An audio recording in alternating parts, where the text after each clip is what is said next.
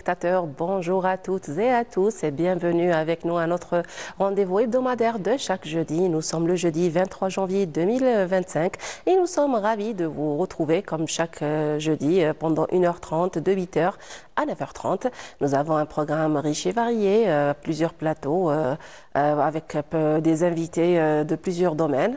Restez avec nous. Alors si vous êtes en train de prendre votre café, bon café. Si vous venez de vous réveiller, bonjour et bonne journée. Et on se retrouve juste après ce jingle.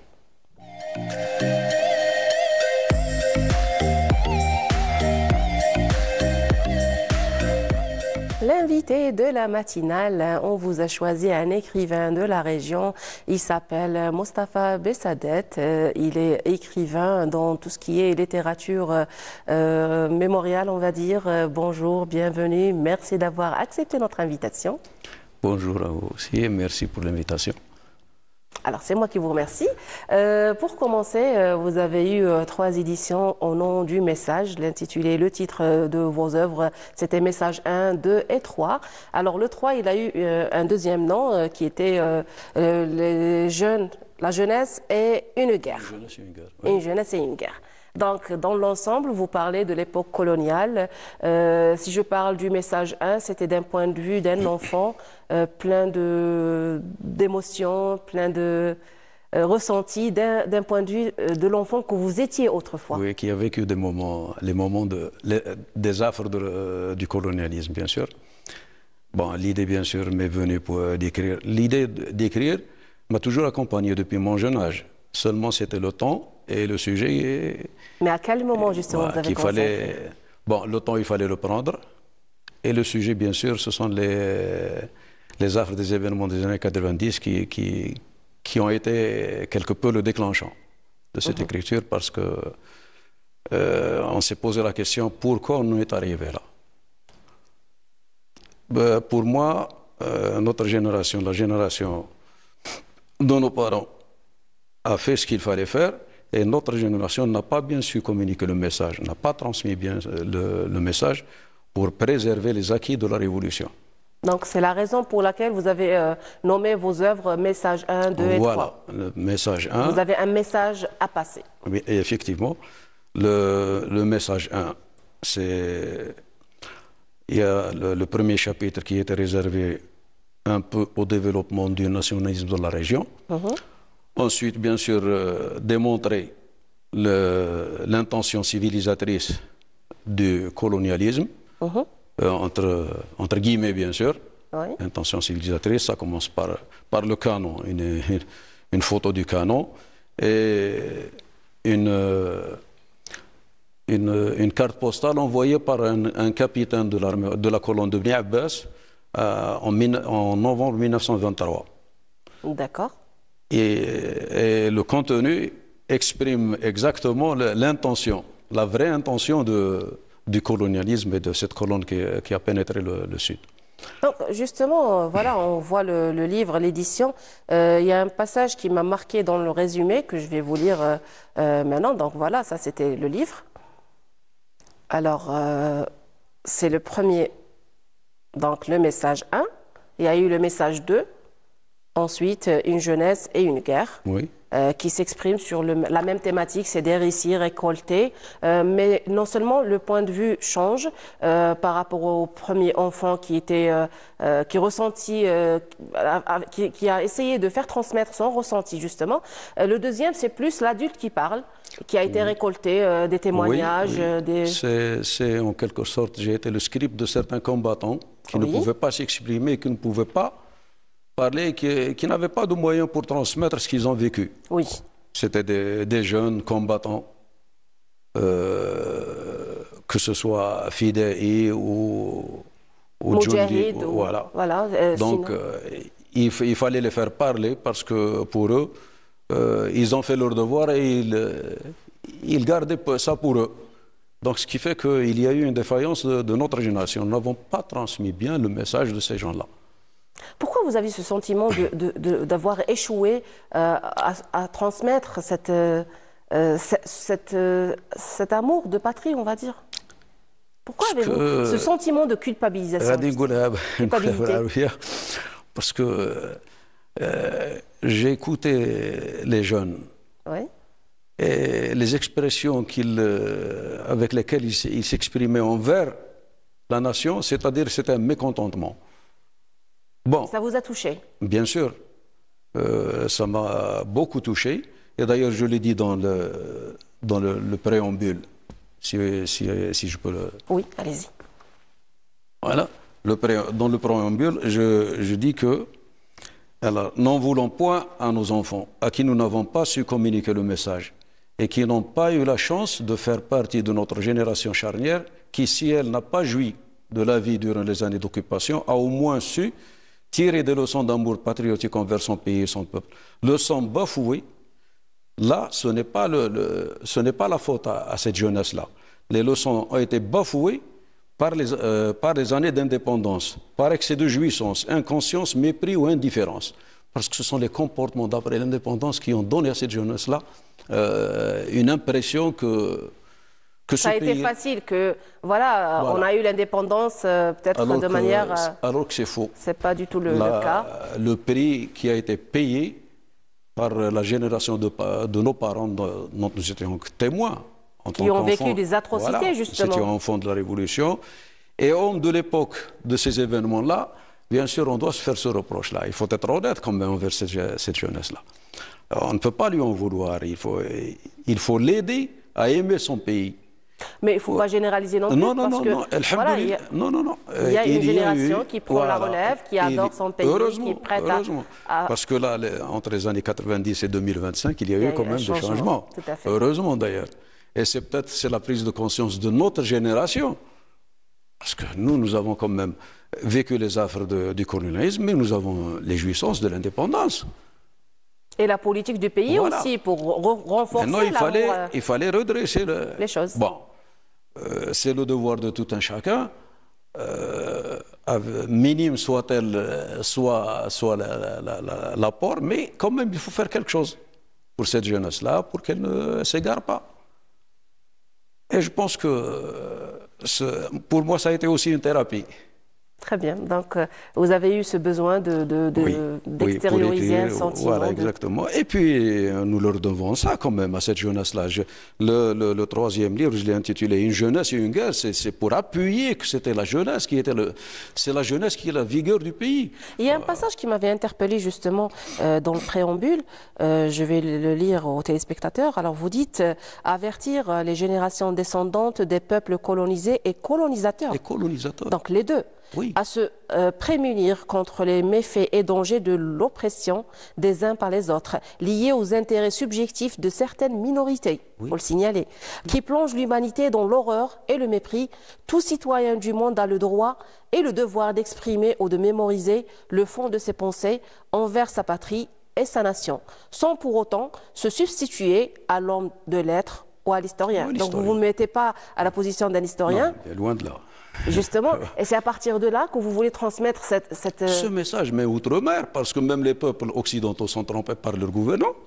D'ailleurs, ils pensent que ils ont apporté la civilisation alors qu'ils nous ont apporté tout. Ils ne leur ont jamais dit la vérité. Vous n'avez qu'à voir ce qui se passe en Palestine. Oui. Moi, je ne dis pas les 2 poids et 2 mesures, c'est les 2 poids et 1000 mesures. Tout à fait. Voilà. Donc, c'est des choses qui nous poussent quand même à se révolter un petit peu contre cette... Tout à fait. Ouais. C'est humain et c'est légitime. Alors, je passe à votre 4e édition qui n'a pas encore vu le jour, qui est en cours. Alors, vous allez nous donner un aperçu au moins. Est-ce que ça va dans le même style d'écriture? Est-ce que c'est toujours d'un volet récolte de récits Oui, c'est toujours dans le même... Parce que dans l'histoire, c'est minime ce travail-là par rapport à ce qui a été fait par cette jeunesse, par ce peuple, ce grand peuple algérien qui a combattu ce qu'on a sans foi ni loi, insatiable. Vraiment, c'est monstrueux ce qui s'est passé en Algérie. Alors, vous citez aussi dans votre 2e livre, je pense, un passage où vous parlez surtout de l'atrocité de la région, où il y a un autre volet, plus que les mines. Il n'y avait pas uniquement les mines qui formaient le danger pour les moudjahidines. Il y avait aussi le soleil tapant, l'endroit dévoilé, les morsures de scorpions et de vipères. Il y avait pas mal de paramètres les conditions de vie, justement. Les conditions de vie, bien sûr, dans le sud, ce n'est pas comme ailleurs.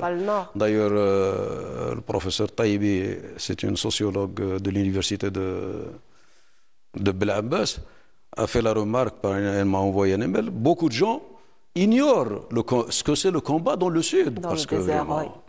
Alors déjà, il y a la soif d'un côté, il n'y a pas d'abri, il n'y a pas de forêt. Rien du tout. Vous n'avez même pas les sources d'approvisionnement. Tout à fait. Il n'y a pas de source, il n'y a pas de village.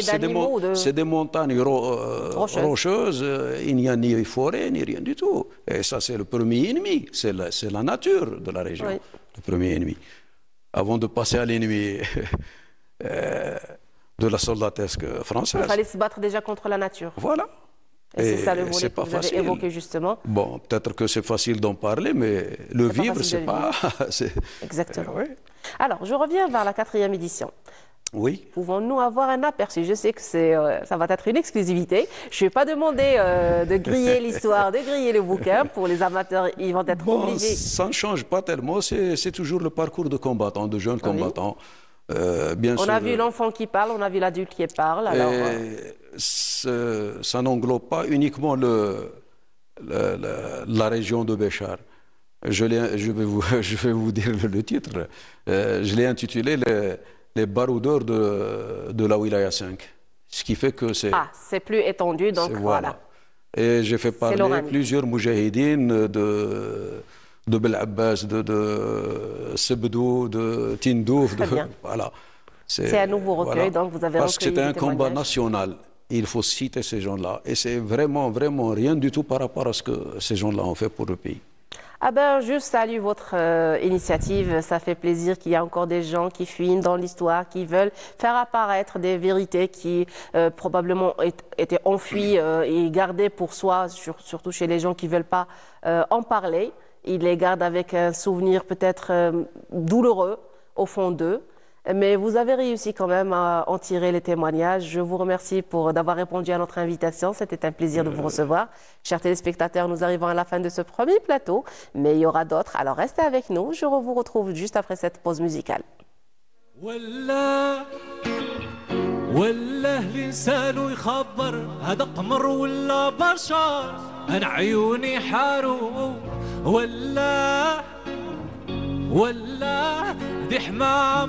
ولا غزالة ولا عيوني بزينها سكروا سألت جاوبوني وقالوا لا دار صعيب هيدبح بالسيوف شفارو حين سألت جاوبوني وقالوا لا دار صعيب هيدبح بالسيوف شفارو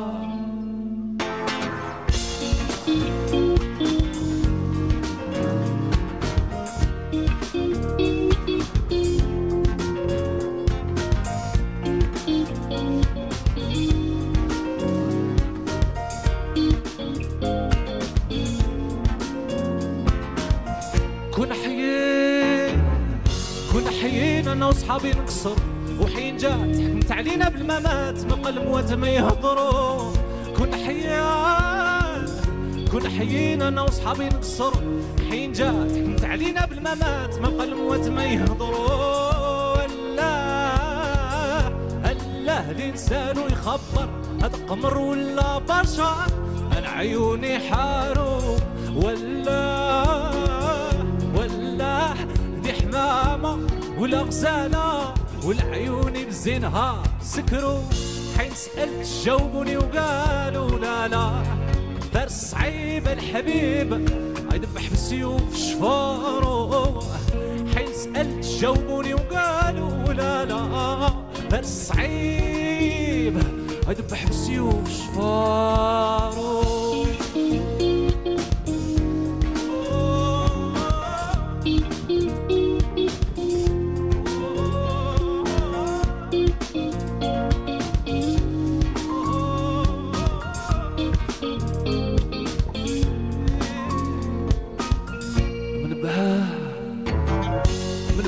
يغير منه القمر مشي لريان منو غارو ونبهاه غير منو القمار عاو مالو مشي لريان منو غارو حين سألت شوفوني وقالوا لا دار صعيبة الحبيبة أذبح بالسيوف شفارو ولا لسانو يخمر وعلاش المحبوب يقتل في حبابه ولا لسانو يخمر وعلاش المحبوب يقتل في حبابه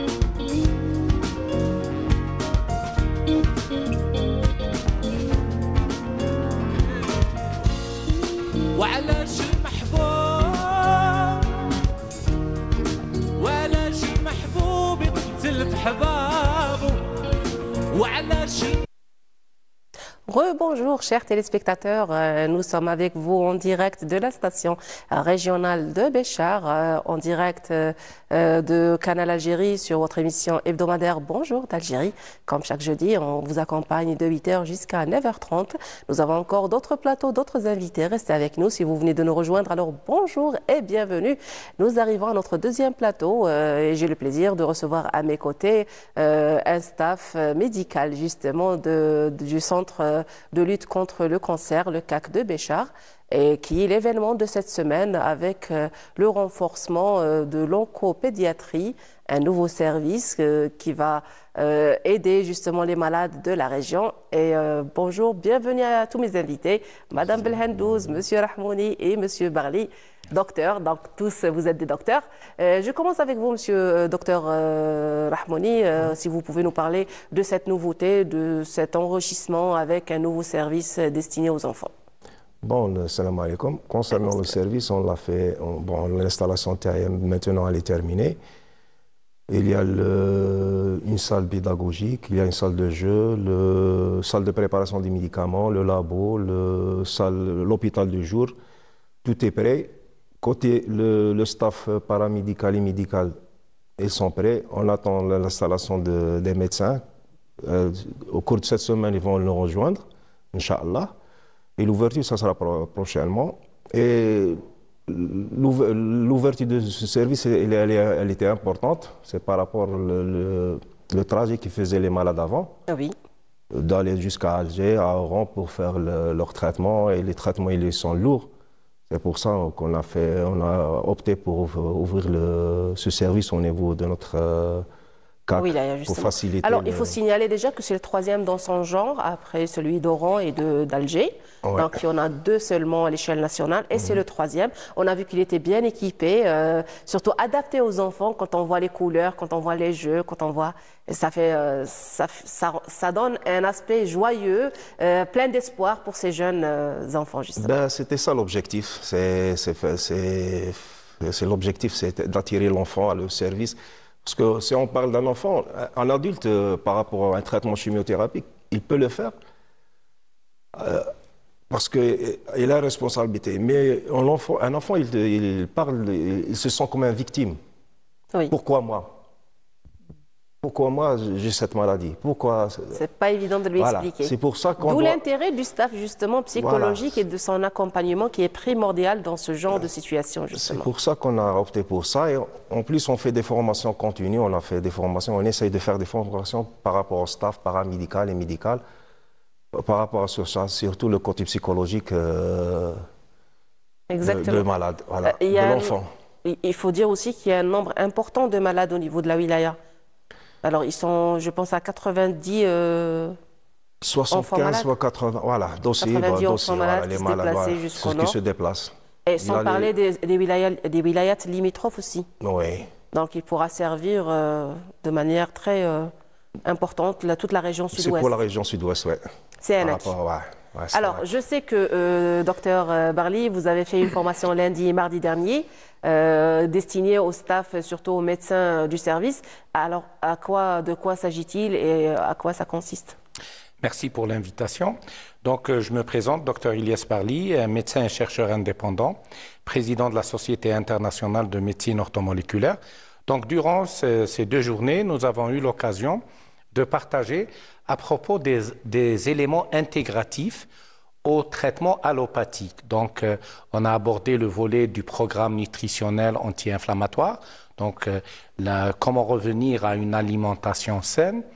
On a parlé bien sûr du régime cétogène, du jeûne, de l'activité physique et des choses importantes, mais également on a abordé le côté orthomoléculaire, c'est-à-dire c'est le volet thérapeutique par supplémentation en vitamines, acides aliments, oligoéléments et coenzymes à dose thérapeutique personnalisée. Et là, on a un pari triple gagnant. 1, c'est une thérapie à part entière. 2, ça optimise l'action thérapeutique de la chimiothérapie, de la radiothérapie et des autres thérapies allopathiques. Et en même temps, ça a l'avantage de réduire les effets secondaires. Et donc, c'est vraiment un pari triple gagnant au service du patient. Mais également, on a abordé le volet de l'accompagnement neuro-émotionnel, neuro-existentiel et transgénérationnel. Et il faut savoir que pour l'enfant, il faut savoir que la biologie de l'enfant, c'est la psychologie de la maman. Et donc, créer une dynamique de prise en charge globale enfant-maman est très important parce que souvent on retrouve dans les antécédents de cet enfant un choc conflictuel imprévu vécu dans la solitude 7 à 9 mois avant l'apparition de la maladie chez la maman. Et quelque part dans ce regard de chagrin, l'enfant peut développer aussi, quelque part par mécanismes qui sont de l'ordre de la biologie, de la croyance, qui est une nouvelle science dans les neurosciences appliquées. Et donc, quelque part, il est là pour détourner ce regard de la maman par rapport à ses soucis et lui montrer le chemin vers ce qui est plus important dans la vie.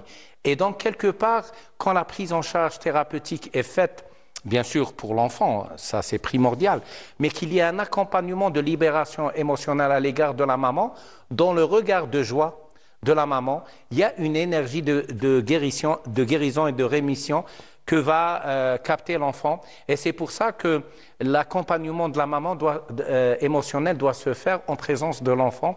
Parce qu'à un moment où il va voir la libération émotionnelle de la maman, là, beaucoup de choses vont changer dans la biologie de l'enfant.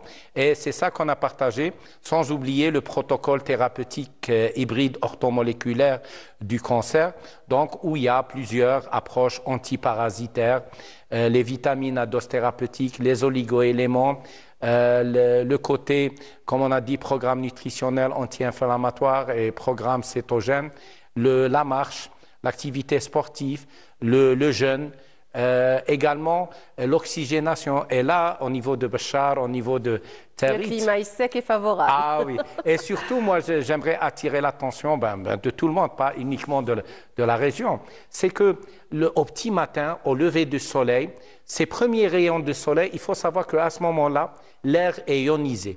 Deux, les rayons de soleil qui sont captés par les pupilles, donc c'est UVB, vont permettre de générer un certain niveau une certaine synthèse de vitamine D.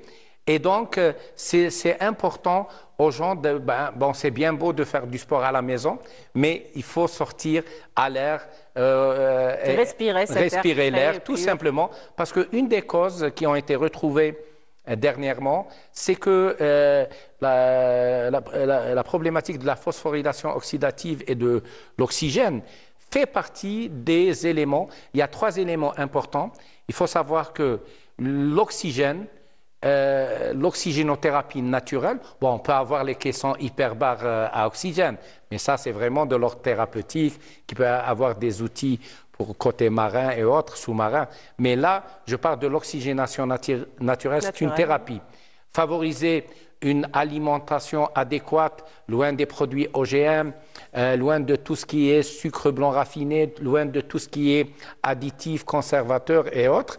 Et également, comment corriger l'énergie cellulaire. Donc, on peut, en supplémentant à des doses efficaces thérapeutiques, créer une énergie, ce qu'on appelle de la réparation cellulaire et de l'élimination des cellules cancéreuses par apoptose, par autolyse. Pour faire plus simple, il y a l'énergie de l'intention, il y a l'énergie de la sémantique, il y a l'énergie du verbe. Ça, c'est le côté existentiel. Il y a le côté du retour à une alimentation authentique, loco-régionale, de saison et du terroir. Et enfin, une supplémentation adaptée, et moi je dirais une médecine personnalisée. C'est pour ça que la formation était riche, donc je veux dire que ça a touché à plusieurs volets. Et justement, quand vous parlez d'émotionnel, de relationnel, de physique, de tout ce qui en suit, il y a un volet que vous avez évoqué, mais pas directement. C'est le religieux, on va dire, le côté spirituel de la chose. Vous l'avez évoqué de manière pas directe, on va dire indirecte. Alors, ce volet, qu'est-ce qu'il apporte comme plus à l'enfant malade et à la famille de l'enfant malade? Et même aux médecins. Aux médecins, entre autres. Quelque part. Par exemple, il y a ce qu'on appelle actuellement, il y a plusieurs types d'intelligence qui sont étudiés en neurosciences. Il y a l'intelligence émotionnelle, il y a l'intelligence, par exemple, financière, mais il y a l'intelligence spirituelle. C'est quoi l'intelligence spirituelle? C'est de pouvoir laisser venir le meilleur, mieux que dans le plus beau de nos propres rêves. Parce que parfois, le meilleur de nos rêves sont une force limitante. Et donc, en invitant un patient à croire dans la bonne santé, moi, quand j'utilise le terme approche thérapeutique intégrative, globale, multidimensionnelle, holistique et personnalisée dans la prise en charge thérapeutique des patients et dans la prévention vers la bonne santé, je dis que la prévention vers la bonne santé concerne également les personnes malades. Pourquoi? Parce que quand on prend en charge les causes qui ont généré la maladie, que ce soit empoisonnement aux métaux lourds, empoisonnement aux pesticides, rayonnement électromagnétique, alimentation déséquilibrée, stress, en prenant en charge ces problématiques, on va à la cause qui a généré la maladie. Et là, on peut aller au-delà de la guérison. On ira vers la prévention, vers la bonne santé. Et ça, c'est très important parce que oui, c'est important de traiter la clinique. Oui, c'est important de corriger la biologie. Oui, c'est important de traiter toute la pathologie en elle-même. Mais il faut également aller vers les causes qui ont généré cette maladie. Vaut mieux que guérir. Voilà, pour éviter les récidives et pour aller à la source du problème. Justement, là, je passe à Madame Belhandouz. Justement, vous êtes docteur et vous êtes coach en tout ce qui est relationnel, nutritionnel, spirituel, surtout pour un enfant.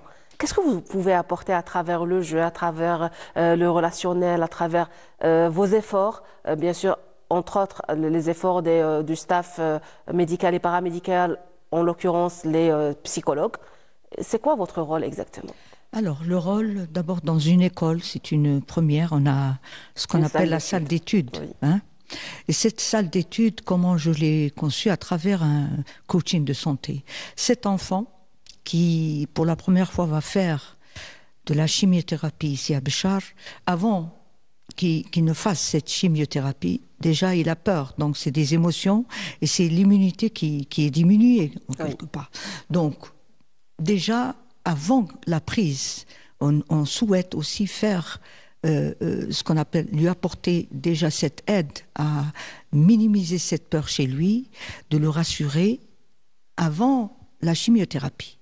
Après la chimiothérapie, nous connaissons les effets secondaires, puisqu'en coordination avec les médecins, le docteur, je veux dire tous les médecins, nous connaissons les effets secondaires de la chimio, puisque nous travaillons aussi avec les femmes, aussi dans la résidence du CAC. Bien sûr. Déjà, on va dire 4 ans. Donc on a une expérience. Maintenant, avec l'enfant, ce sont à travers les femmes, que j'appelle perles, où nous connaissons l'enfant, elles pensent à leurs enfants.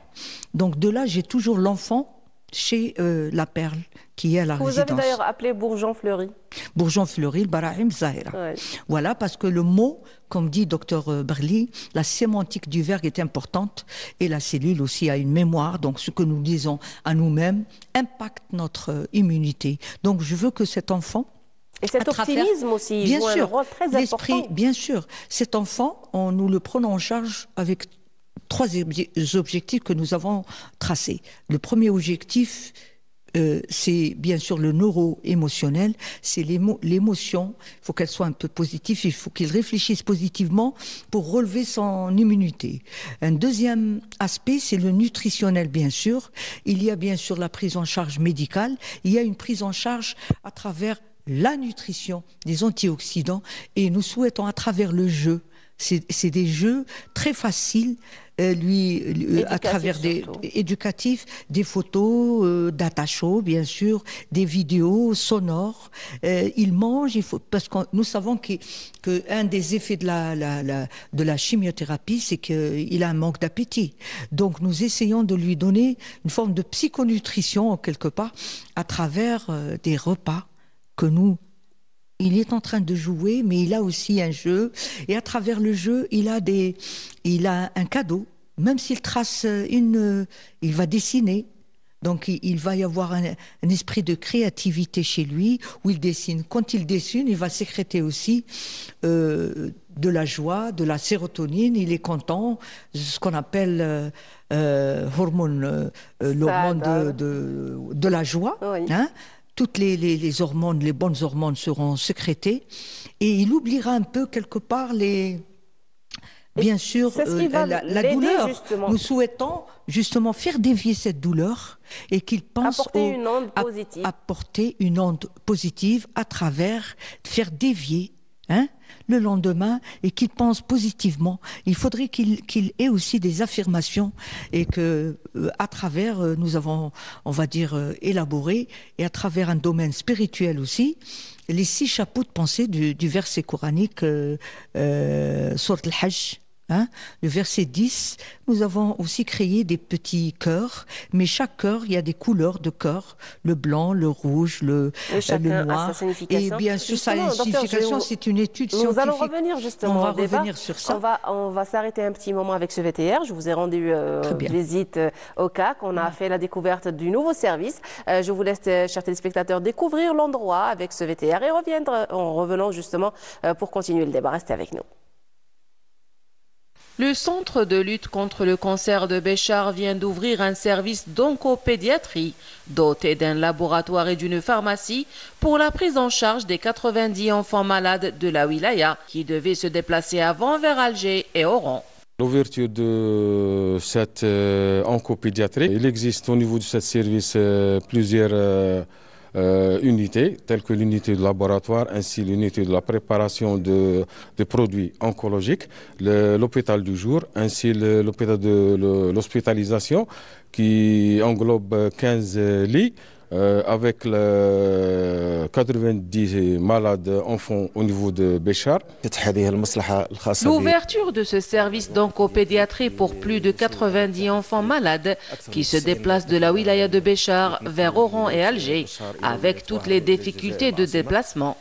Nous mettons donc à leur disposition un staff médical et paramédical qualifié, ainsi qu'un équipement et matériel médical moderne. Il y a des biologistes, des laborantins, des psychologues et assistants sociaux pour l'accompagnement des enfants qui sont pris en charge par un médecin spécialiste. C'est le 3e service dans son genre à l'échelle nationale. Alhamdoulilah, l'État algérien a mis en place les moyens qu'il faut. Le service est bien équipé et surtout adapté aux besoins des enfants avec une salle d'études et un espace de jeu. Ce service est le 3e service au niveau national qui va ouvrir ses portes pour les enfants de la région de Sud-Ouest. نقوم بدعمهم ودعم أسرهم دعم الأطفال أو ودعم أسرهم إلى جانب ذلك هناك قاعات مخصصة للعب وقاعات مخصصة للدراسة ومنه تكون المتابعة النفسية أفضل بكثير وكذلك متابعتهم للتغلب على مشاعر الخوف والقلق والغضب خلال فترة العلاج. Dans l'espoir d'ouvrir d'autres services et acquérir d'autres spécialités pour la prise en charge des cancéreux de Béchar et des wilayats limitrophes.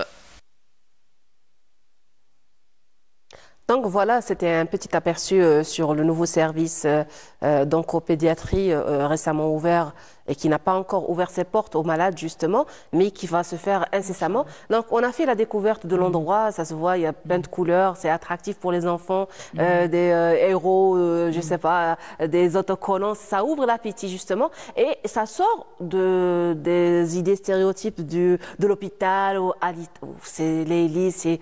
On voit que c'est un endroit plus qui ressemble à une crèche, à une garderie. Non, je ne pense pas que ce soit une crèche ou une garderie. Mais avec les couleurs, plutôt c'est un endroit, un espace de relaxation.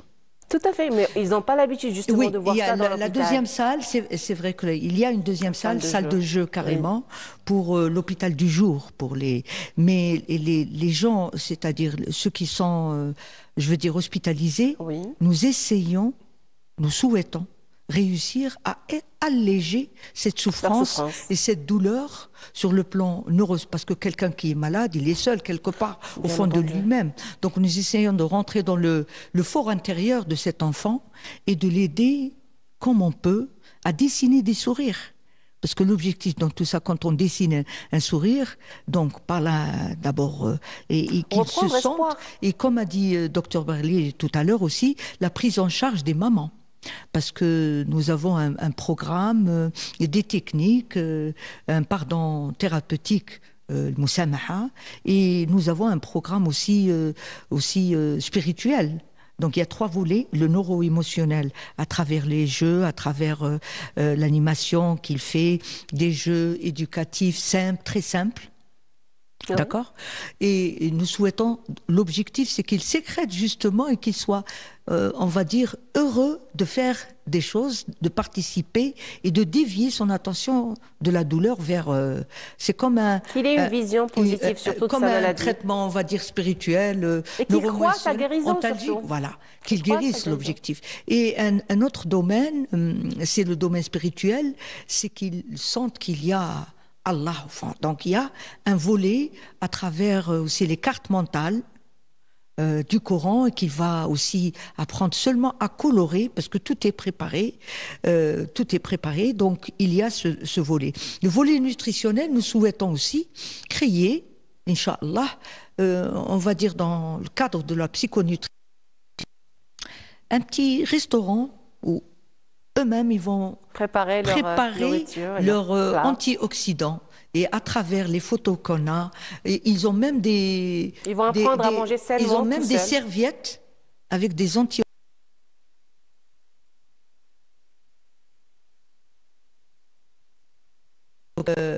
Voilà, l'objectif primordial, c'est cette prise en charge dans ces 3 volets, émotionnels, neuro-émotionnels, leur façon de voir le monde aussi, nutritionnel bien sûr, à bien manger et aussi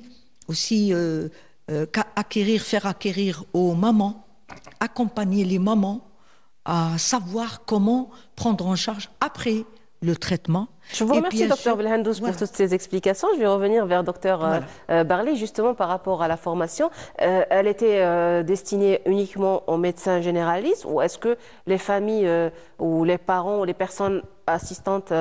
Oui, elle était ouverte aux médecins, au personnel de santé, aux psychologues, mais également à des patientes et à des proches de patients. Et ça, c'est important. Et d'ailleurs, en parlant de la nutrition et de la micronutrition, j'avais abordé que le premier élément nutritif, c'est le regard. Et un enfant, il a besoin de 21 secondes de regard, suivi de 21 secondes de câlin. Et par la suite, en bas âge, moins de 2 ans, c'est l'allaitement. Mais cette notion d'ailleurs, le bébé quand il naît, il y a le regard qui peut être celui de la maman, de la sage-femme ou bien du papa s'il est présent. Ce regard est très important et il faut savoir que des études menées plus d'un siècle et même les neurosciences appliquées insistent beaucoup sur cette notion du regard. Parce que le regard, parfois même malveillant, peut être bénéfique, mais l'indifférence peut tuer. Et c'est pour ça qu'il a été constaté que dans certaines cliniques, par exemple dans certains pays où il y avait une guerre, par exemple, qu'un enfant qui n'est pas regardé durant 3 jours, même s'il est nourri par une assistante qui ne s'occupe pas parce qu'elle est dépassée, les enfants peuvent dépérir. Et il y a eu des études où, par exemple, chez des jumeaux où il y avait quelqu'un qui commençait à appliquer, il a suffi juste de ramener le second frère jumeau dans la même couveuse et mettre la main d'un des 2 bébés sur le tronc de l'autre, a permis d'améliorer. Et donc, ça c'est important que ce soit pour le personnel de regarder ses enfants dans les yeux et prendre ce temps, ce laps, 21 secondes ou plus c'est affinité, mais ce moment, pourquoi? Parce que le message ne peut pas passer s'il n'y a pas ce regard. Et le second truc, c'est certainement le sourire avec ce regard, un sourire bienveillant, mais pas un sourire de pitié. Exactement. Donc, c'est des choses qui paraissent simples, mais qui ont un bénéfice impressionnant. Et ce câlin, il est important. Pourquoi? Parce qu'il y a cette chaleur humaine qui permet de transmettre cette énergie quantique de bienveillance. Et enfin, parfois, il y a des choses simples qu'on oublie chez des enfants malades comme ça, ou bien qui ont des thérapies allopathiques. Exemple, tout simplement, une hydratation.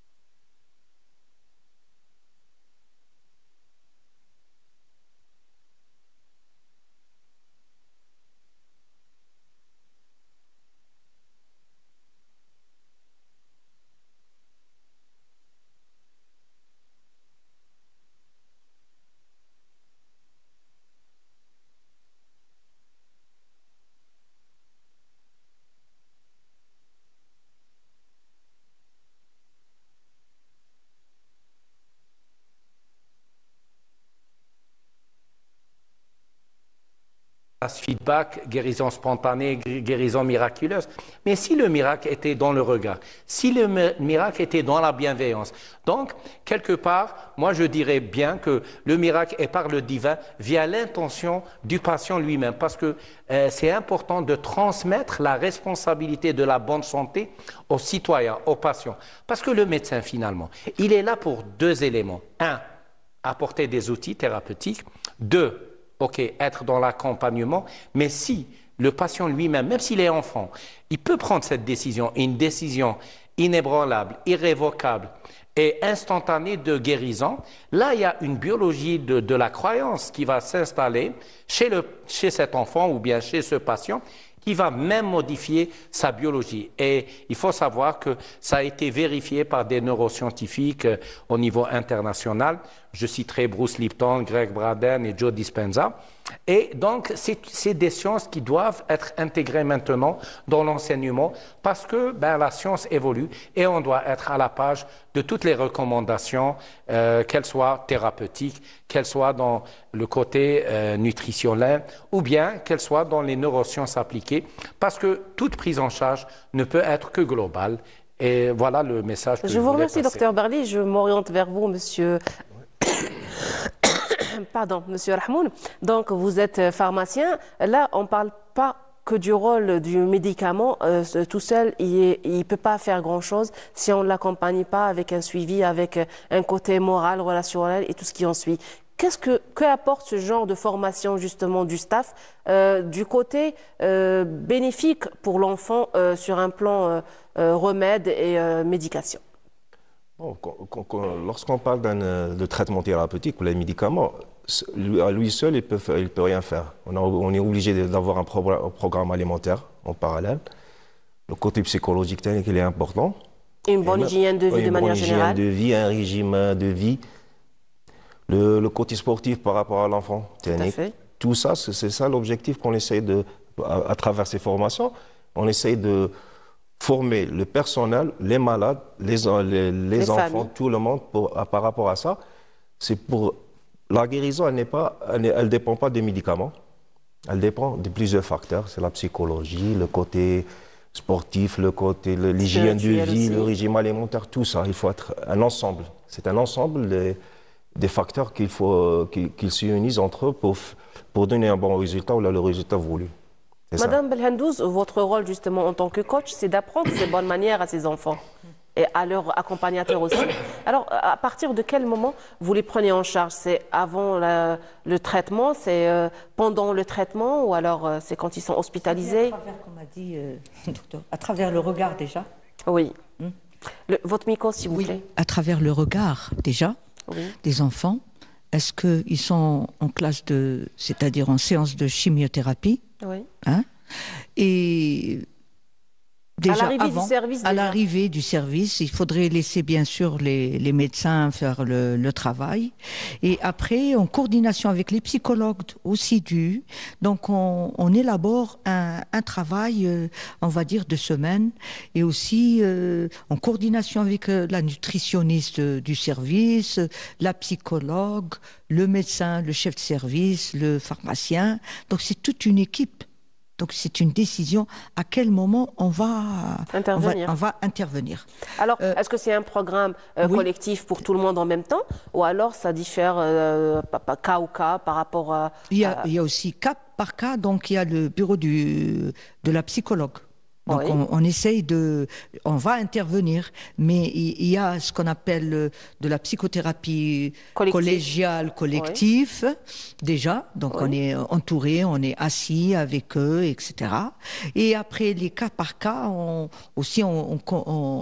ramène les mamans, bien sûr. Oui, donc ils sont impliqués aussi. Voilà, elles sont impliquées dans dans cette thérapie, démarche. Bien sûr, dans cette démarche. Donc tout ça, et nous essayons de faire apprendre aux mamans aussi de faire la même chose une fois à la maison. Bien sûr, une fois, parce qu'un post-coaching aussi, même familial.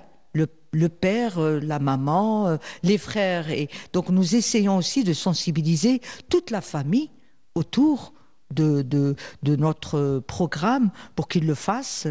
Et quelle est la nutrition adaptée à l'enfant? Qu'est-ce qu'il faut ne pas, à travers, quand ils sont en chimiothérapie, qu'est-ce qu'ils ne doivent pas aussi manger ou leur faire à manger? Parce que c'est des niveaux de... Les parents, chacun a son niveau intellectuel et d'éducation, donc il faudrait un petit peu aller, pas tout le monde est nutritionniste, pas tout le monde, et nous sommes là, nous sommes d'éternels apprenants. Il faut signaler aussi que votre travail rentre dans le cadre de bénévolat, et que le CAC de Béchar, le centre anti-cancer ou de lutte contre le cancer, a de la chance de vous avoir. Ce n'est pas le cas de tous les centres. Donc, comment Lady vous est venue pour avoir cette orientation de coach? Bon, j'ai fait une formation. D'abord, j'ai fait pourquoi vous avez fait la formation? L'idée, ça fait plus de 20 ans que depuis Oran, j'ai toujours travaillé mais à titre aussi bénévole, mais personne ne connaissait je veux dire, je partais, je n'avais pas d'idée. J'ai aidé les malades, ça fait plus de 28 ans que je fais ça à Oran, quand je suis venue entre Oran et Béchar. Qu'est-ce qui vous a inspiré au départ? Ce qui m'avait inspiré aussi pour Béchar, question. Pour votre orientation de bénévole dans le cadre des cancéreux, de cette aide psychologique surtout. Dans ma tête, la souffrance humaine, alléger une souffrance, parce que quand on souffre, on a mal. Et j'ai compris que celui qui a mal, il faudrait l'aider. Je suis un être humain, c'est humain. J'ai fait aussi j'étais dans des délégations internationales aussi en Irak, en Syrie, peut-être aussi en 2001. Vous avez touché de près une souffrance? J'ai été, avec une délégation internationale, SOS Enfants Irak, à l'époque. Donc 2 fois quelque part au lieu de pleurer. Donc l'action est meilleure que les larmes. Sa force bien sûr, et j'ai beaucoup appris de cette délégation, délégation. Il y avait des pédiatres, il y avait tous les oncologues du monde entier. J'étais interprète, international. Oui, je suis interprète international. Anglais, français, arabe. Donc, j'ai pu être dans cette délégation et ça a été un voyage qui m'a aussi poussé à faire d'autres formations. Et j'ai fait le coaching de santé à Alger, chez Dr Mohamed, et j'ai fait médecine orthomoléculaire aussi, chez Dr Ilyes Barli. Donc, justement, quand vous avez fait toutes ces formations, qu'est-ce que ça apporte dans la prise en charge d'un patient? Vous faites la formation, comment vous la mettez en exerce, justement? Le micro, s'il vous plaît. Oui. En faisant une formation, on cherche à l'appliquer, bien sûr. Et l'appliquer, c'est notre joie déjà d'appliquer ce que nous avons appris. C'est toujours dans le cadre de l'apprentissage. Nous sommes d'éternels apprenants, déjà. Oui, mais c'est en forme d'atelier, vous le faites comment? C'est en forme d'atelier, bien sûr. Oui. C'est des ateliers. Donc, il y a une forme de table, ronde. Je veux dire... table ronde. Voilà. Et il s'assoit sur on a confectionné ce qu'on appelle des petits tapis bien rembourrés, forme de cercle, comme ça. Donc ils sont là. Bon, il y a aussi les tables colorées, etc., là où il y a le coloriage Et en plus, il y a une petite table ronde où l'enfant prend conscience, il copie sur l'autre positivement. C'est des choses, donc nous leur transmettons des affirmations à travers des couleurs, des cœurs qu'ils vont tenir. Nous avons confectionné des cœurs en satin avec 6 couleurs. Oui. Donc nous avons pris aussi, nous faisons tout le temps de la recherche. Donc ces 6 couleurs, c'est le blanc, le rouge, le noir, le jaune, le vert et le bleu. Et ces 6 couleurs, chaque couleur représente une affirmation que nous souhaitons transmettre à travers que l'enfant comprenne, qu'il mette ça dans son subconscient, et le subconscient va suivre. Quand il va prendre on va lui donner le cœur blanc, par exemple, c'est la collecte que ce soit chapeau blanc, c'est une étude aussi d'un psychiatre nous faisons de la recherche et nous appliquons ce qui est bien, ce qui est bénéfique, nous adoptons. Donc le chapeau blanc, c'est la collecte des données. Et ce qui nous intéresse en oncopédiatrie, c'est aussi qu'il faut qu'ils aient une collecte des données du repas. Il faut que lui-même se prenne aussi en charge. Oui. Vers sa bonne santé. Plus tard aussi, parce qu'il ne va pas passer sa vie. Voilà, donc une affirmation, moi je me nourris sainement. Exactement. Voilà le premier cœur. Donc lui, il a le cœur, il va le prendre parce c'est beau, donc il va le tenir. Et même, il le prendra même quand il dort. Hein. Ils ont des cœurs qu'on leur offre aussi. Ouais. Le deuxième cœur, c'est les émotions carrément. C'est le cœur rouge. C'est le cœur, c'est les bonnes émotions, c'est l'amour, bien sûr, c'est l'amour d'Allah. Bien sûr, il faudrait qu'il soit aussi sur le plan l'amour d'Allah, Rasoul sallallahu alayhi wa sallam, et l'estime de soi. Ah oui. Il faut qu'il se prenne en charge.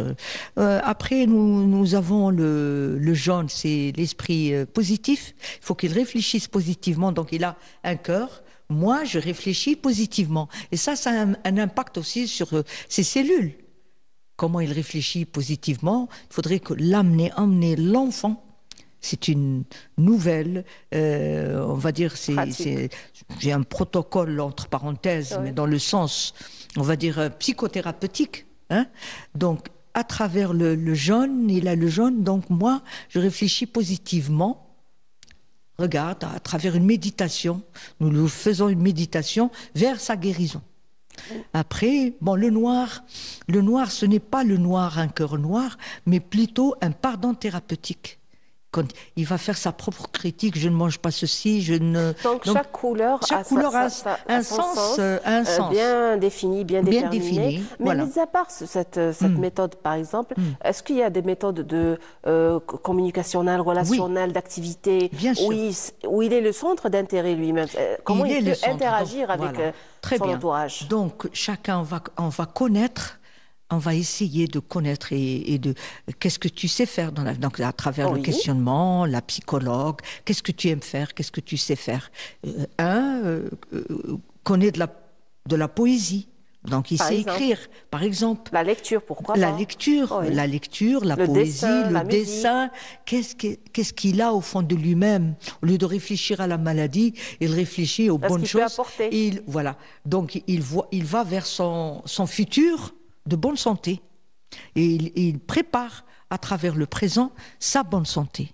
Donc, la moitié pleine du verre, justement. Bien dit. Donc ça, c'est le jaune. Ça, c'est le vert. Hein, ça, c'est le cœur vert, en quelque sorte. C'est la créativité, c'est la nature. Qu'est-ce qu'il sait faire? Qu'est-ce qu'il sait faire dans la vie? Bon, si c'est un sportif, comme a dit Dr Rahmouni, donc ça aussi, on verra. Au niveau de la natation, est-ce que c'est quelqu'un qui aime bien? Donc il faut faire valoir cet enfant, ce qu'on appelle le fort intérieur, cet enfant intérieur aussi, de cet enfant, de ce bébé, de ses rêves à lui. Donc on parlait justement dans ce sens, est-ce que sa physionomie de cet enfant, surtout après la chimiothérapie, on sait qu'est-ce que ça engendre comme impact, est-ce qu'il est prêt à faire un effort physique ou à faire une activité sportive? C'est une question très importante parce que déjà on l'a abordé lors de la journée du colloque, c'est qu'il y a déjà deux volets sur le plan de la supplémentation. Pour permettre de remédier à ces effets secondaires de la chimiothérapie, un, c'est ce qu'on appelle la supplémentation nutritionnelle antioxydante préventive qui est globale, qui est en général valable pour tout le monde. Et il y a ce qu'on appelle la supplémentation thérapeutique pro-oxydante personnalisée. C'est-à-dire qu'elle s'adapte, par exemple, au taux de vitamine D qu'il faut corriger, à un niveau de vitamine C, par exemple, qu'on doit retrouver dans les urines par bandelette. Et donc, et des supplémentations qui sont différentes. Ça peut passer du zinc pour avoir une bonne immunité, ou bien de tout ce qui stimule l'ATP, donc l'énergie cellulaire, que ce soit de toutes ces molécules qui existent dans le corps et qu'on doit apporter. Mais ce qui est également important, c'est que rendre cette vie à cet enfant. Et donc, il faut savoir que marcher pour un enfant, Pas n'importe comment. Par exemple, on invite, par exemple, pour ceux qui peuvent aller, par exemple, je vais faire la promotion de Territ, exemple. Oui. Voilà. C'est de dire que, par exemple, marcher dans le sable, ça permet de faire ce qu'on appelle libérer toutes les énergies. Il y a une prise de terre qui va s'installer. Regardez le lever du soleil. Il faut savoir qu'au moment du lever du soleil, l'air est ionisé. Et il n'y a qu'à ce moment-là où on écoute les oiseaux, on écoute beaucoup de choses, même s'il y a des grenouilles, des insectes, on les écoute. Pourquoi? Parce que cet air est ionisé et il est différent. Et c'est la meilleure oxygénation du jour. D'ailleurs, il y a donc, quelque part, même sur le plan religieux, même Nafila est proscrite durant cette période. Pourquoi? Parce qu'il faut s'exposer à ces rayons du soleil qui permettent d'apporter cet UV et qui, par passage à travers la pupille, il va permettre cette synthèse par le corps de la vitamine D. Mais il y a plus que ça. Il faut savoir que dernièrement, on a publié un article sur les cellules souches, les mitochondries et le cancer. Et qu'est-ce qu'on a découvert dans cette étude? C'est que il faut savoir que la genèse de cellules cancéreuses différenciées à partir de cellules souches existe quand un organe est en basse fréquence vibratoire énergétique. Si on prend en considération, par exemple, les méridiens en médecine traditionnelle chinoise, on peut avoir, par exemple, la colère pour le foie, on peut avoir la peur pour le rein. Et pour chaque organe, il y a quand même des énergies. Et on a découvert qu'il peut y avoir, par exemple, un second moment, ce qu'on appelait avant métastase. Mais, bon, la notion de métastase reste. Mais finalement, on a trouvé qu'il n'y a pas uniquement ce transfert par le sang ou bien d'organe à organe, non. On peut avoir un second organe de basse fréquence vibratoire énergétique. Et les cellules souches qui vont développer des cellules cancéreuses vont développer des cellules cancéreuses du premier organe. Donc, conclusion, c'est une genèse de cellules à partir d'une mémoire initiale. Donc, si on n'arrive pas au reset zéro, bon, ce reset zéro, comment on va le faire? Bon, c'est la grande question. Il faut simplifier un petit peu le vocabulaire, justement. Tout à fait. Non, mais je vais arriver à une simplification. Bon, pour présenter que c'est scientifique, mais à la fin, ça va être très simple. Bon, on va aller vers la détoxication, ok, la supplémentation, mais aller vers le souvenir d'un moment idéal. Donc, par exemple, pour ceux qui sont en bord de mer, écoutez les vagues. Oui. Pour ceux qui sont à côté d'une oasis, écoutez par exemple le bruit que fait le vent sur les feuilles de palmier. Écoutez le ruissellement d'une source. Regardez ces rayons de soleil. Et on a le bruit du vent, de la pluie. Parce qu'il faut savoir que le subconscient n'est pas en relation harmonieuse avec le silence absolu. Et c'est par des sons naturels. D'ailleurs, on l'appelle la thérapie par les fréquences 432 Hz qui sont ce qu'on appelle toutes les fréquences relaxantes. Et il y a même des fréquences thérapeutiques et autres. Mais ces fréquences existent dans la nature. Et quand la personne est en communion avec la nature, on peut obtenir ce reset zéro tant recherché. Donc vous voyez que parfois, ça peut être très complexe. Donc supplémentation, détoxication et autres. Mais parfois, par exemple pour un adulte, aller vers des lieux de souvenirs avec le père quand la personne avait entre 6 ans et demi et 13 ans. Donc, un lieu où il y a ce recueillement par rapport à la nature. Donc, cette personne va vers l'idéal et dépasse tous ces traumas qu'elle a subis durant l'adolescence, l'âge adulte et autres. Donc, vous voyez que parfois, par des choses très simples et qui sont en communion avec la nature, la personne peut récupérer cette libération quelque part qui est en recherchée par tout le monde. Mais chacun a cette particularité individuelle qui doit retrouver en ayant un moment de prise de conscience à l'égard d'un lieu. D'ailleurs, le bonheur, on l'appelle l'instant présent. Et donc, quand une personne remarque que ça le met à l'aise, il doit revenir sur ce lieu en ce moment. Et donc, pour certains, c'est le lever du soleil, pour d'autres, c'est le coucher du soleil. Pour certains, c'est bord de mer avec sable, avec galets, avec rochers, ou bien dans une dune. Et donc, tous ces éléments doivent être mis en valeur parce que revenir à la source, quelque part, c'est revenir vers soi-même. Bien entendu. Alors, docteur Rahmoun, justement, je vois qu'il faut plusieurs éléments pour faire la guérison. La communication, le relationnel joue un rôle très important. Déjà, le service, il est équipé d'un laboratoire. Il faut savoir déjà les résultats du laboratoire. Il faut savoir la psychologie de l'enfant à partir du psychologue. Il faut voir le médecin traitant pour savoir ce qu'il faut faire, ce qu'il ne faut pas faire. Et communiquer entre tous ces éléments pour arriver justement à la guérison de cet enfant. Ouais. Alors, il est où le rôle de la communication dans ce service en particulier? Bon, la communication, elle est importante. Dans ce service, entre le personnel du service, c'est très important par rapport à l'intérêt de l'enfant. Pour connaître la psychologie de l'enfant, l'envie de l'enfant, qu'est-ce qu'il veut pas. Parce que l'enfant, lorsqu'il est en contact d'un médecin, bon, on peut dire qu'il a peur, parce que c'est un médecin. Oui. Voilà, c'est le médecin, c'est le pharmacien. Mais il peut parler avec l'infirmier, il peut parler, soit à l'aise avec le psychologue. On essaye de faire ce travail d'équipe, et c'est l'objectif qu'on fait ces formations, c'est de le mettre à l'aise avec tout le monde. L'enfant, lorsqu'il voit une équipe qu'elle est en contact, homogène, le médecin homogène, une équipe homogène, voilà, il va se mettre à l'aise. Mais est-ce que vous envisagez justement des retrouvailles, des moments de rencontre, des briefings par exemple, où se réunit tout le staff pour décider justement du protocole ou de la manière de faire? Si, on va organiser, on est programmé pour faire des réunions à chaque fois pour faire des briefings par rapport au dossier des malades, par rapport aux malades. Même s'il y a des sorties avec le personnel et les enfants, ouais. Voilà, des sorties vers... Bon, maintenant, de ma part, j'essaye de faire un programme de sport. C'est par rapport à la natation. Oui. Parce que j'ai en contact avec la Ligue de Béchar de la natation, oui, pour faire un programme. Même si on met la relation entre personnel et l'enfant, c'est bien. Pour l'accompagner en commun, voilà, que ça soit plus soudé. Par rapport à ça, c'est par rapport à ça. Même en deuxième contact, on a avec la salle de Ouakda de Jean Baz. Oui. On a essayé de contacter.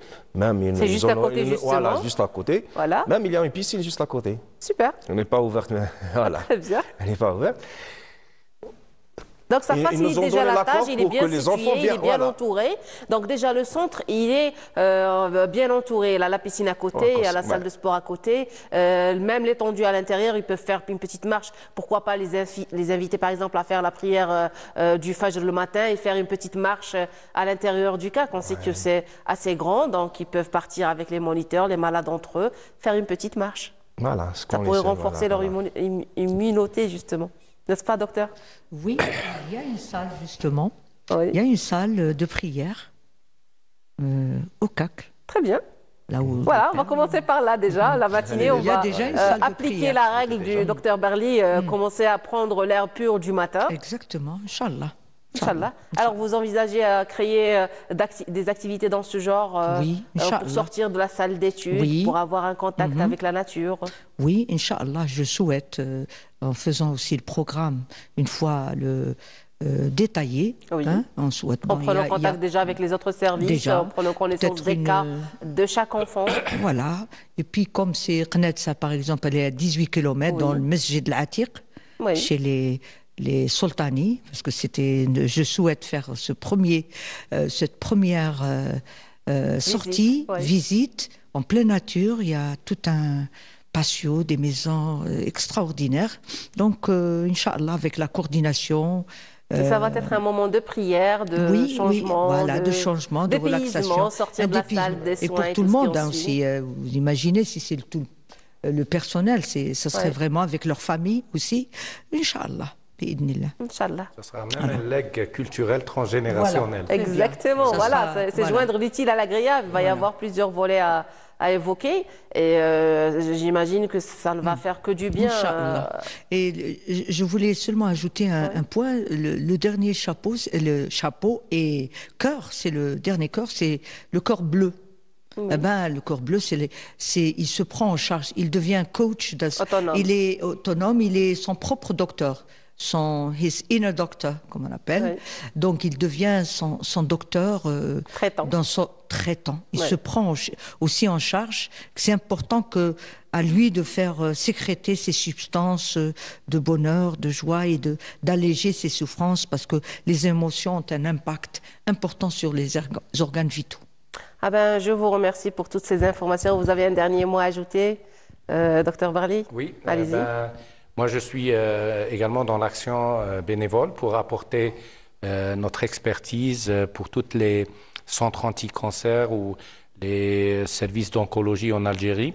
On peut maintenant, avec l'application Zoom ou autre, à distance, apporter cet enseignement. Faire des conférences à distance. Voilà, c'est très important parce que quelque part, ce qui est important, c'est que il faut que on permette d'aller vers ce partage des connaissances, les dernières recommandations, mais également partager cette aisance pour le thérapeute pour dire que on doit mettre le patient comme citoyen conscient, responsable de sa bonne santé. Tout à fait. Et lever cette charge un petit peu sur l'épaule des médecins eux-mêmes. Des parents aussi. Voilà, des parents également. Et d'ailleurs, c'est par rapport à la couleur bleue, ça m'a inspiré cette dynamique. C'est cette responsabilité de la personne vers sa propre bonne santé et apporter également toutes les recommandations nécessaires dans cette dynamique, quelque part pour être dans cette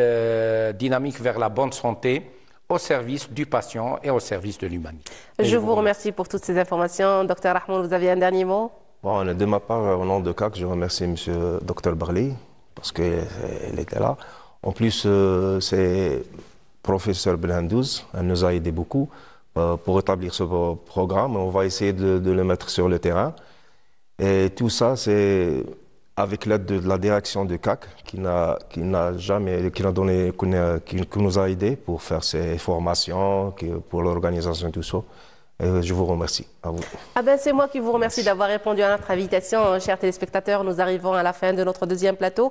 Je vous laisse vous reposer avec cette chanson que nous vous avons choisie. Nous reviendrons pour recevoir nos prochains invités. Restez avec nous. Le Ksar de Moural, l'un des plus beaux sites de la région de la Saoura. Pour les amateurs des sites historiques, c'est une destination à prendre. Situé à 52 km au nord-est de Béchar, Moural vous accueillera bras ouverts avec un climat frais et un paysage magnifique. تواجد في القصر العتيق لبلدية مورال الذي يزيد عمره عن 8 قرون. Nous nous trouvons actuellement au vieux Ksar de Moural, construit depuis plus de 8 siècles. Il n'est pas le premier ni le seul, il y en avait d'autres, mais malheureusement il n'en reste plus que des ruines. ما بقي منه إلا آثار الصخور وآثار البناءات. في هذا القصر عنده مدخلان، مدخل في الأعلى. Ce Ksar contient 2 accès principaux. Le premier situé en haut, réservé aux visiteurs, aux habitants et leurs animaux.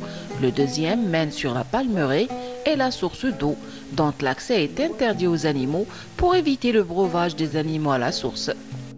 بالطبع كلهم كانوا يملكون الأغنام، فممنوع عليه أن يذهب مع الباب الخلفي. لماذا؟ لأن هذا الباب يؤدي إلى الواحة. La palmeraie était riche par ses récoltes et l'agriculture était source de vie pour les habitants. حتى بالنسبة للمعيشة يعيشون من أرضهم. يتكون هذا القصر من عدة زقاقات. كل زقاق فيه مجموعة من السكان ما يزيد عن. Ce monument est composé de plusieurs ruelles et chaque ruelle est composée à son tour de plusieurs habitations atteignant le 2e étage. Le rez-de-chaussée était utilisé pour préserver et garder la nourriture et ravitaillement. Le premier était réservé pour l'habitat et le deuxième réservé aux animaux.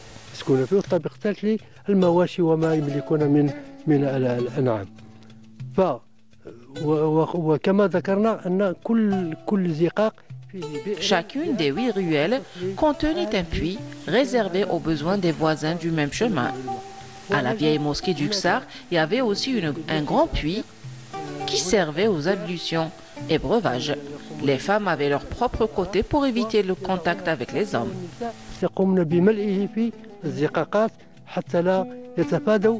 المرور ازدحام مع الاشخاص او مع الرجال الذين يوجدون موجودين في بهو في هذا القصر.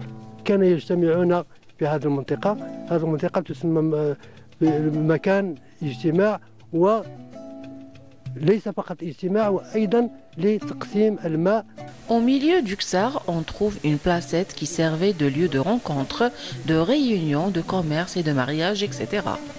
On trouve aussi l'horloge solaire utilisée pour la répartition de l'eau destinée à l'agriculture. يجلس في هذا المكان فيها تبرم صفقات، فيها تبرم عقود الزواج، فيها مثلا عندما تكون هناك كما نقول تويزة فيجتمعون لترميم ولمساعدة مثلا، لأن المنطقة في ناحية رعوية، إذا كانوا يرعون الأغنام.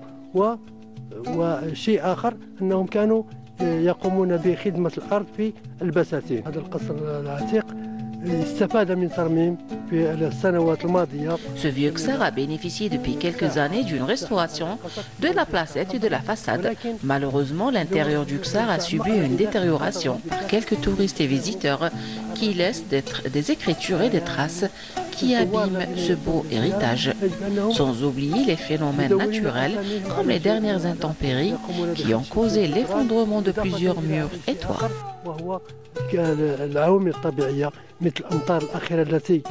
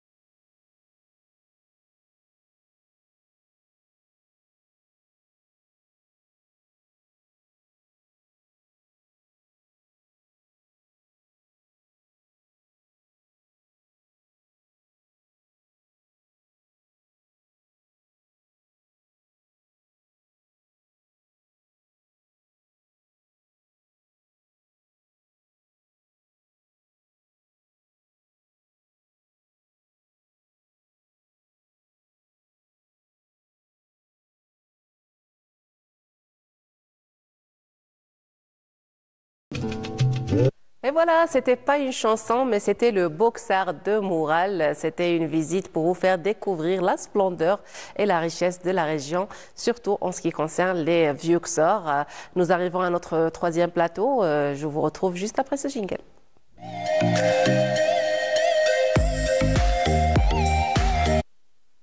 Un esprit sain et dans un corps sain, et justement de la santé, on passe au sport. Et j'ai le plaisir de recevoir à mes côtés le coach Aïchoun Alaaddine. Bonjour, bienvenue. Et l'athlète justement dans la boxe, Aïchoun Malek Nour Ar-Rahman.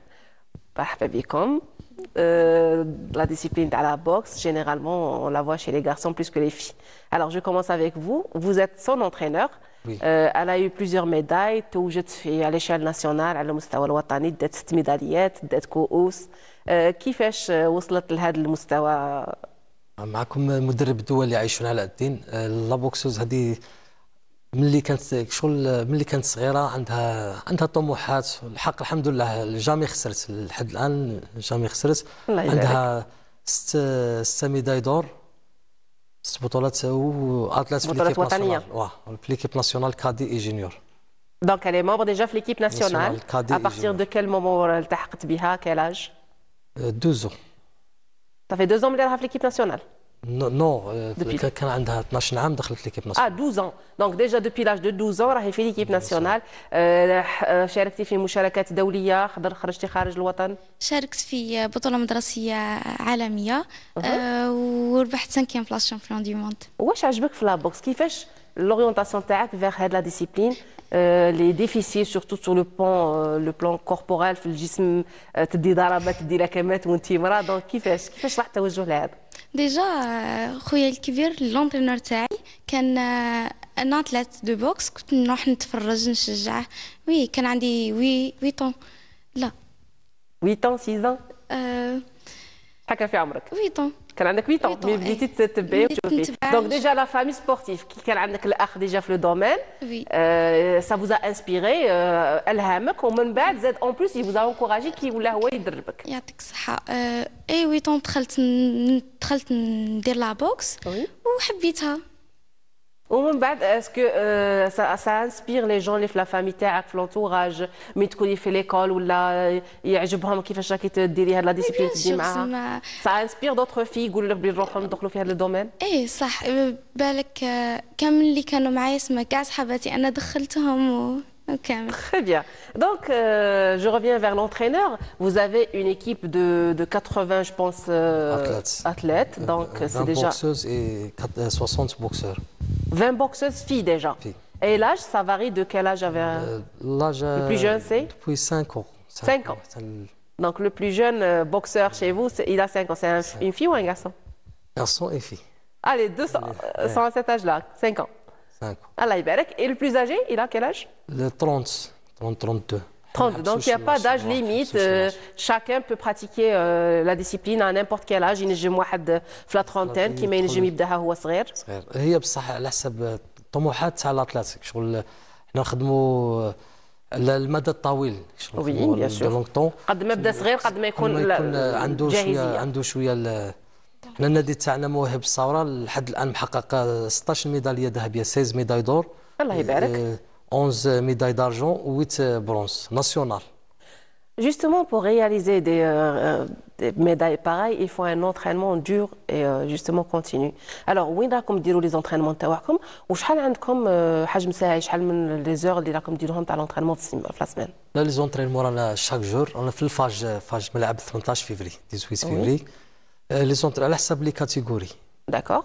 حسب لي كاتيجوري الصغار دير لهم 3 فوا والكبار عندهم حتى 5 فوا لي كومبيتي ميم 6 فوا 7 فوا. Très bien. Ou c'est la fin de journée, début de journée, le matin, l'après-midi? على حسب لا كاتيجوري شغل كل كاتيجوري يعطيها التوقيت نتاعها. Très bien. Donc les entraînements تاع une athlète كيما لا فرانجين تاعك شحال يليق لها حجم ساعي سورتو كي تكون تلعب او نيفو سورتو راه عندها دي كومبيتيسيون ناسيونال تحضيرات يليق لها بزاف التوقيت رانا ندير لها دي فوا نديرو 2 فوا بار جور. وصافا لا غيف سيبورتي ماشي بزاف عليها لازم. C'est étudié. Alors la prochaine compétition, قلت لي normalement غدوه الجمعه déjà عندكم une compétition régionale ولا ولايه. championnat de ولايه oui. championnat de ولايه واللي تكاليفا غدوه ان شاء الله يروح ناسيونال لو 15 فيفري في الجي. داكور. واللي كاينه ان سيليكسيون للشامبيونات دافريك في عنابه ان شاء الله في اوت. في اوت. انا في ان شاء الله. Donc ils vont prendre combien d'athlètes à peu près شحال يكون من واحد؟ انا عندي 8 بوكس عندي 4 غارسون و 4 في. Donc غادي يروحوا كاملين يبارتيسيبو. ان شاء الله. Mais le global في l'équipe اللي غادي va être sélectionnée شحال غادي il va y avoir combien de boxeurs en général؟ يديروا بالك 12 بوكسور على حسب اللي كان لا كاتيجوري حنا نخدموا بكاتيجوري تاع الميزان على حسب الوزن. صح كيفاش كان لاكومبانيمون تاع لا فرانجين تاعك؟ انت كنت ديجا في لو دومين قبلها من بعد شفتها باسيوني عجبها هذا لو دومين اسكو كان عندها تشجيع من قبل العائله سورتو لي بارون كيشوفوا سورتو اون في كي سوريونت فيغ لا بوكس؟ بالك انا دخلت الكوتشينغ على جالها هي ان شاء الله دخلت شغل بديت ندرب وخدمت كلوب نادي. باسكو على بالك لو كان يطلقوها وحدها بالك ما يقبلولهاش. هي كانت اول ملاكمه عندي في النادي كان عندي 4 تاع بوكسور. ما شاء الله. النادي راه فيه 80 بوكسور بدينا ب4. دونك شجعتها انت اللي كنت المشجع نتاعها اللي ممكن قنعت الوالدين باش تكمل. كان عندي 2 في وكانت هي وصاحبتها وفي 2 بوكساو وتكاليفاو الانترناسيونال. بداو في واش من سن صديقتها ثاني بدات على 8 سنين ولا هكاك بداو صغار 8 ans ودروك الصديقه تاعك راهي وصلت معاك ولا خليتيها في الطريق؟ انقطعت شويه بصح ان شاء الله تعاود ترجع ان شاء الله يا ربي. مي سينو لا ديسيبلين هذه راها تلقى رواج في وسط الشباب راه عندكم ديجا كي تقول لي 80 بوكسور انا جو مي اتوندي با ديجا في الكلوب تاعنا هذا نادي مواهب الصغار كلاسينا العام اللي فات البرومي بلاص في الجيري في ليفي والعام اللي كلاسينا دوزيام في البويره وفي امبواقي كلاسينا بريمير بلاص. الله يبارك راهم يجيبوا دي ريزولتا اي سان في كونكوراجي. لا ديسيبلين هذه كي يبريو فيها وين يلحقوا ستادير لو سومي تاعهم في لي بوا ولا باش يتبعوا باش كيفاش تكلاسوهم ستادير من يلحق ان سيغتان مومون ا كيل مومون يفا ساريتي؟ البوكسور يتبع الميزان شغل دائما كل بوكسور كل كاتيجوري على حسب لي بوا.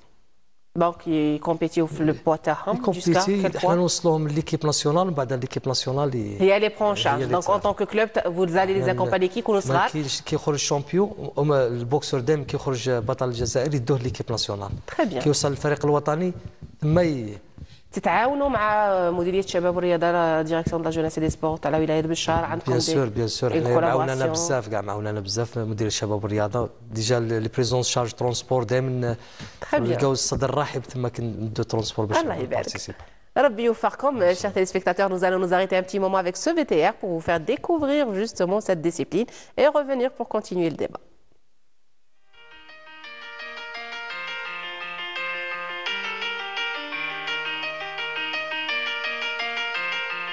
عندنا نادي مواهب الثورة، نادي حديث النشأة، أسسناه سنة 2022 وحقق عدة إنجازات، وحقق العام الماضي مرتبة أولى وطنيا في صنف وسطيات إناث.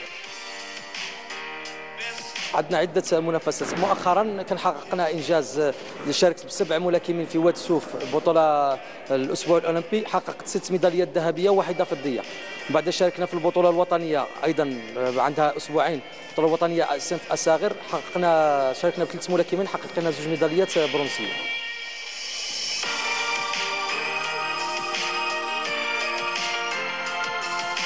معك الملاكمة عايشة ملاك الرحمن من نادي مواهب ثورة، بطلة الجزائر 6 مرات ومرتبة الخامسة في البطولة المدرسية العالمية. التحقت به في أول بداية هذا النادي، كنت أنا من الأوائل اللي دخلوا لهذا النادي، وبصح التحقت بالملاكمة ملي كان في عمري 6 سنين.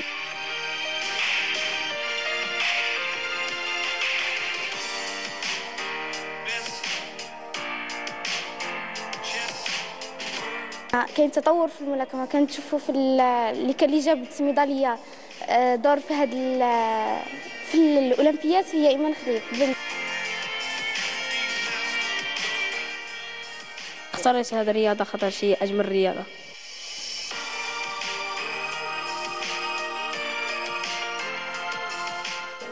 نقول لكم دخلوا الملاكمه، فهي فن نبيل وطبعا ماشي عنف، فهو سلام. Très actifs, ils sont vraiment branchés. On voit شغل موالفين عارفين واش اللي يديروا. un grand nombre justement نشوفهم كامل في لاصال انصامبل. كيفاش جاتكم الفكره باش دير جروب كبير كيما هكذا؟ الكلوب كيفاش تحل من الاول؟ النادي هي كانت الفكره كانت سنه 2018 بالنهار اللي ديت الدبلوم تاعي بريمير دوغري في التدريب، حلينا فرع مع نادي اخر وبداو بارتيسيبو. داكور، بدات الفكره من هنايا. دروك راك انترناسيونال، عندك انترناسيونال انترناسيونال ولو نومبر راه كبر. لي زيسبيرونس واش راك تتمنى دركا شغل كي درت هذه؟ باغي تكون فيها اون ايكول اون كونتينيتي، لا فرونجين هي اللي تشد لا غوليف من بعدك؟ ان شاء الله. احنا الحمد لله احنا النادي تاعنا وصلنا حتى نوصل مراتب ولا مكلاسي وطنيا. بيان سور انا كي نشوف دي ريزولتا باغي سا تفوا بلي ان ترافاي دو فون كي ا ايتي في جوستومون. ديجا راه عندها هي 5 تيتر 6 تيتر ناسيونال. الجيري عندي اتليت واحد اخرى ثاني كيف 5 بطلة الجزائر لي كاتيجوري، والاخرين ثاني عندي بزاف ابطال الجزائر. الله يبارك. هذاك الصغير اللي كنا نشوفوه في الفيتي قلت لي هذاك الى كيلاج؟ 3 الى كيلاج صغير؟ عنده 12 عام. 12 عام. خاطر جاب عندي شاركت في الشامبيونات دالجيري ناسيونال ب3 بوكسور مينيم، جبت 2 لي ميداي برونز. الله يبارك. وفي لا كاتيجوري كادي هذه اللي نحضرها اللي عندهم غدوه بطوله ان شاء الله، شاركت ب7 ملاكمين في واد سوف، جبنا 6 ذهبيه وواحده فضيه. ما شاء الله. الجيل الواعد زعما راهم ماشيين لبعيد. واش طموحاتك ملاك انت؟ واش راكي تحوسي ولا واش هو الحلم تاعك اللي حابه توصلي له؟ ان شاء الله يا ربي منا على هكا 4 سنين ولا نكون بميداليه اولمبيه ان شاء الله يا ربي. ان شاء الله تشاركي في الاولمبياد وتدي ميداليه وتمثلي الجزائر على اعلى المستويات وتكوني فخر لينا وللاخ نتاعك وللعائله وللشعب الجزائري ككل. ان شاء الله. واش طموحك انت من خلالها هي؟ هذا هو الطموح تاعي ان شاء الله. تكون الميداليه الاولمبيه. عندنا اول ميداليه للجنوب الجزائري ان شاء الله. ان شاء الله. ما كانش ميداليه في الجنوب من قبل؟ الاولمبيه ما كانش الملاكمه في الرياضه، سورتو في ديسيبلين كيما هذه وعند لا جونت فيمينين عند البنات ماشي غالبا on pense que واحد يلعب لا بوكس il est défiguré il reçoit des coups على الفيزاج يتخسر شفتهم كامل شابين في الفيديو كاع لاباس عليهم ما شاء الله بلاش الابليس احنا رياضه الملاكمات تعطينا بالعكس لي زاتلات عندنا تلقى عندهم لا كونفيونس تلقى عندهم ثقه في النفس لا زينيتي سورتو شفتهم قالعين هذيك الانرجي نيجاتيف شغل يديكومبريس كي يلاكموا ميم هي كبيره كي شفتها مجمعه توت كالم اي تو قلت لها اون ديري با يشوفها واحد هكذا في الطريق يقول لك ماهيش بوكسوز شغل لي زيدي كون ا دابيتود على لي بوكسور اون بونس ا دي جون بلوتو اغريسيف واحد اللي جاي يخشين ولا مي او كونترير سي ان سبور اللي يخليك تخرج الانرجي نيجاتيف ما حنا كنا نسمعوا لا بوكس دوك يجي عندك لاتلات تكسر له نيفو دوك لاتلات هذا الكلام على لا بوكس هي ما كانش في الحقيقه احنا الفن النبيل من بكري يقولها الفن النبيل احنا كدوري كمدرب الحاجه الاولى اللي قريت عليها سواء في الناسيونال ولا انترناسيونال كيفاش تخلي الاطلات يحمي روحه كيفاش السلامه تاع البوكسور تاعك هي الاولى بيان انتوندي عندك كلمه ختاميه ملاك واش تتمنى لكاع الناس اللي راهم معاك للاخ نتاعك لاصال اللي راكم فيها كتمثيل جهوي للمنطقه الجنوب الغربي ان شاء الله يا ربي نمثلوا للجزائر والولايات بالشرف في المراتب في محافل دوليه في محافل دوليه ان شاء الله يا ربي ونشرف خويا واللونترينور ديالي بالميداليه الاولمبيه ان شاء الله يا ربي كل التوفيق ان شاء الله. Je vous souhaite bonne continuation, bon courage. Chers téléspectateurs, nous arrivons à la fin de notre rendez-vous hebdomadaire. Je vous retrouve jeudi prochain à la même heure sur la même chaîne. Restez fidèles au programme de Canal Algérie. Merci de votre attention. Je remercie l'équipe qui m'a accompagné, l'équipe technique et tous les invités qui ont répondu à notre invitation. Au revoir et merci.